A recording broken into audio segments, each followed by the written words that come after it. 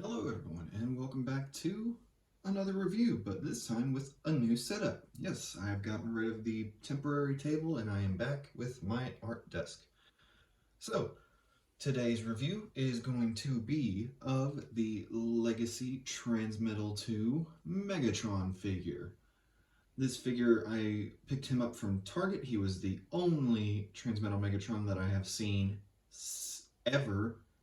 He's never showed up. This is the first time I've seen anything Beast related outside of some stray, infernos here and there. So yeah, I was quite excited when I found him. I picked him up immediately, and we will discuss what I like and don't like right now. So here he is in his dragon mode. As you can see, it is a very tall figure. He almost reaches head heights with Devastator here. He's taller than your average leader class in this mode, of course, mostly due to the neck, actually. And yeah, if I had one complaint, it's the pretty average complaint of I think his wings were too small. And I understand why they did that. I mean, one, it's translucent plastic, so it's not like it would hold up very well if it got much bigger, but also size constraints. You kind of got to make the whole figure look good, not just sacrifice part of the figure for the fact that his wingspan is a little bit bigger now. And yeah, he does have quite a bit of articulation in this mode. We have a hinge at the base of the neck. 1, 2, 3, 4, 5 ball joint. Yeah, 5 ball joints on the neck. You can get quite a range of motion out of it. A ratcheted swivel at the base of the neck. Of course, that is more for the robot mode. He has universal joints at the shoulders. He has a bicep swivel, hinge at the elbow, and universal joints, swivel at the wrist and swivel at the claws. That is also more for the robot mode. As far as the legs go, he has ratcheted hip joints. He has a knee joint, however, using it might cause your figure to fall over. He doesn't have the best balance in the world. He does have really big feet, so when you do get imbalanced, he stands there, he's really solid. The issue is that because of how forward heavy he is, due to all the plastic that's up front, he can fall over pretty easily. And he has nice ankle pivots and a toe and a point. I think that's what that's called, a point. And then we also have the wings. These are both hinged. All of the wings are on their individual hinge joints. And the tail has 1, 2, 3, 4 ball joint sockets. So quite the posable guy. I mean, definitely the dragon mode definitely lends towards that posability, but you can definitely tell he's much more posable than your average transformer. He does come with one accessory. It is the fire breath. And there are, in dragon mode, there's one place you can put it, and of course, it's the one place you'd expect to put it, in his mouth. A 5mm peg there. There's a 5mm port inside of his mouth. You just line those up, and there you go. Doesn't look the best. Hasbro's never really been good about how they do blast effect parts for Beast characters. They don't always look the best, and they don't even really advertise it in this way for the figure itself. They advertise it in a much dumber way later on, so we will just take that out and set it off to the side.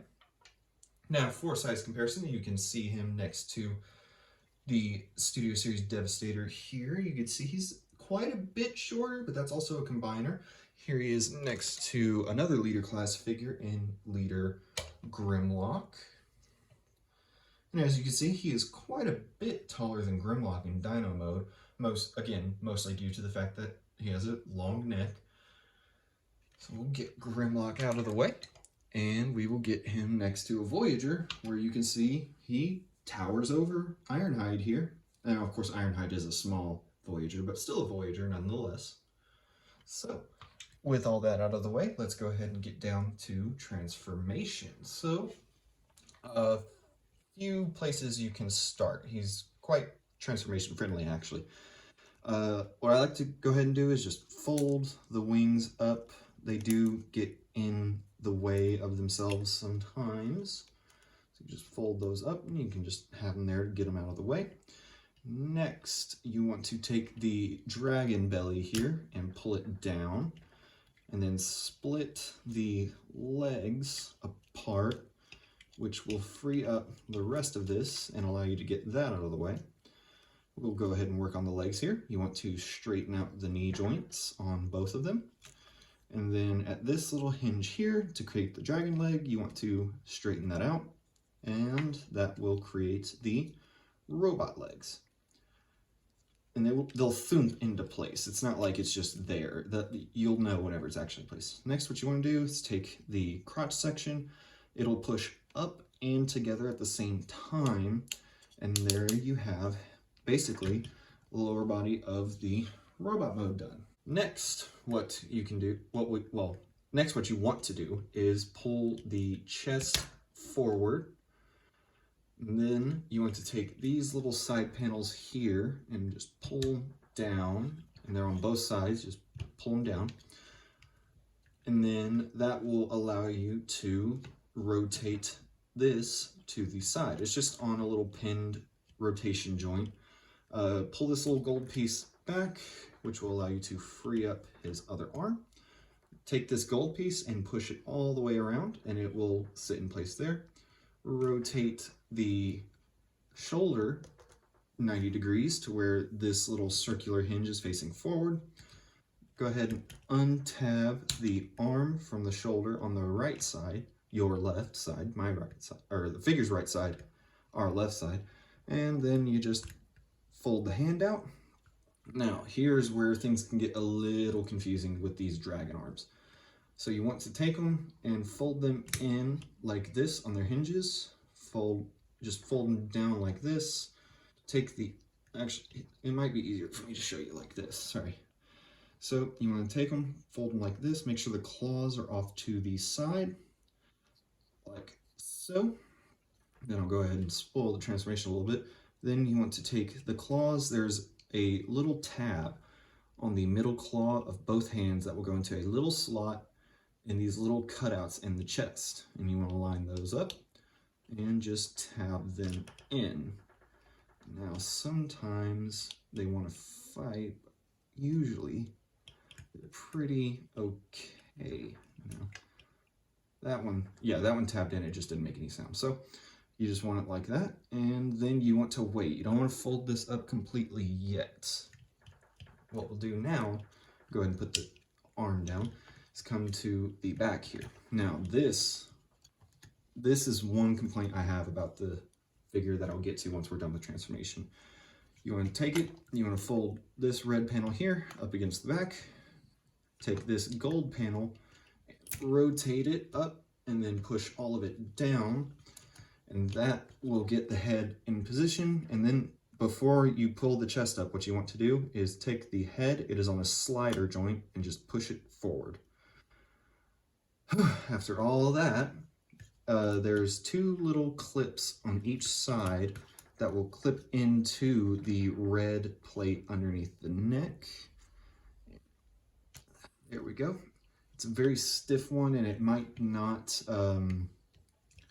stay pegged in once you go to fold the chest up.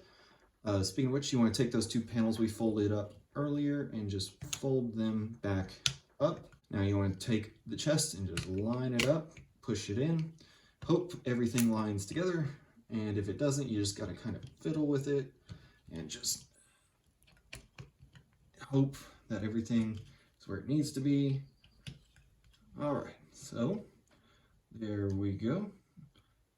And I think, my mic there. I think we have him all done. So there is Transmetal to Megatron in his robot mode. And of course, he has lost a considerable amount of height, of course, due to losing the fact that he no longer has a dragon head on the top of his body. But yeah, he pretty much has all the same articulation. I mean, you traded, of course, the little the little secondary ankle joint for the dragon legs, but now you have an actual working knee. Um, his left arm has all the same articulation from Beast Mode. You now have a universal joint, a ratcheted joint at the right shoulder. A little in and out. Got a bicep swivel. 180 at the elbow due to transformation. Nothing at the wrist, unfortunately. And then the head is only on a swivel joint due to the dragon tail not allowing for a ball joint, which is fine. I mean, he looks good in 90% of the poses you get him into. If I had one issue, it's that the dragon head doesn't pose as well as you think it would. And that is partially due to, I think, the molding of these individual sections here. They bump into each other a lot, and it doesn't really allow to get a natural looking pose. So like if I wanted to get him to where his arm is facing at an angle, like they kind of bump into each other, and like if you fiddle with it long enough you can get it, but it just doesn't always look the greatest. And I don't even think you can really get him holding his arm up at the correct like angle to where it looks natural. But I mean, it still looks good, it just doesn't look the best, you know.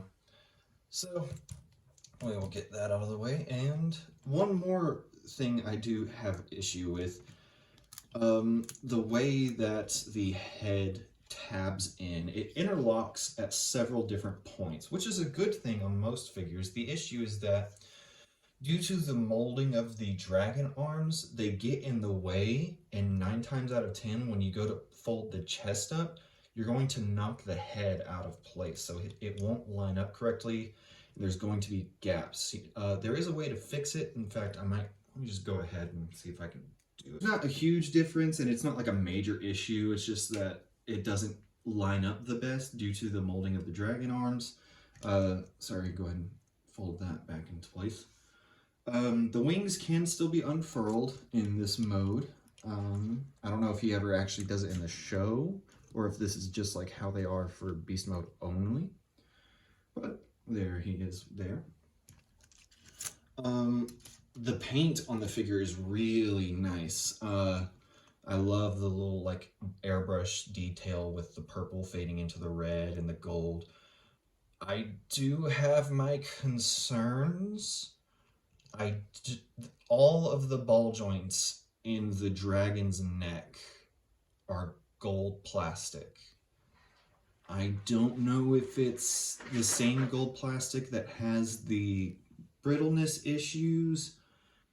However, it does have some pause for concern due to how Hasbro's handled gold plastic syndrome in the past, but only time will really tell with that. So without further ado, let's get to some size comparisons in the robot mode. As you can see, next to Devastator here, he has now gone from almost touching his head to just barely going above his hips. Next to Grimlock, he has lost a considerable amount of height. And I think the reason why is because they want him in robot mode to scale with Voyager figures. Whereas in Beast mode, of course, he's going to be a lot larger. And speaking of Voyagers, rather than doing Ironhide, we're going to get an actual Voyager in here. Here he is next to Studio Series Cheetor, where you can see he's quite a bit taller. So yeah, I do really like the figure. It's probably in the top 5 as far as the Beast figures that I have so far. I have the entire Season 1 cast, so branching out past that is actually quite surprising for me. I think they would have ended it after Season 1, but I am glad to see that they are continuing past it. So, with all that being said, that has been my review of the Legacy Transmetal 2 Megatron, and I will see you guys some other time.